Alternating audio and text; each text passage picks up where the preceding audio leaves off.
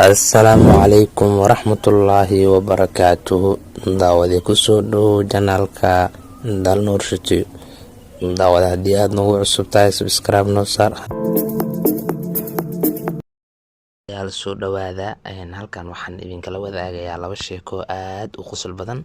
Sheekada koowaad waxay tahay maalin maalmaha ka mid ah ayaa qabiilada Soomaaliyeed ka mid ah shir qabay. Oday qabiilkaas ugu caaqilsanaa ayaa istaagay, markaas ayaa loo sabciyay. Waxa uu yiri, halkan waxaan rabaa inaan idinkaaga sheego 3 arrin. Midda koowaad ma idin sheegayo, midda labaad walaalkay idin sheegayo, midda saddexaad haddaan idin sheego dhuunta Allaha tirig isiiyo. Markaas ayaa loo sabciyay. Aabe Hebel caawa hadal xigmad leh ayuu ku hadlay kulahaa.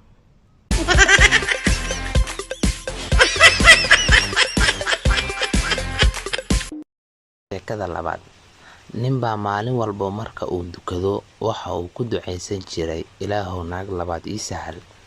Maalin maalmaha ka mid ah marka uu salaada ka baxay, wuxuu si kibis ah ugu baraarugay xaaskiisa oo ag taagan inta uusan ducada bilaabin. Mar qura waxa uu la soo booday, Ilaahow sidaan isku ogeyn ha noo ahaato.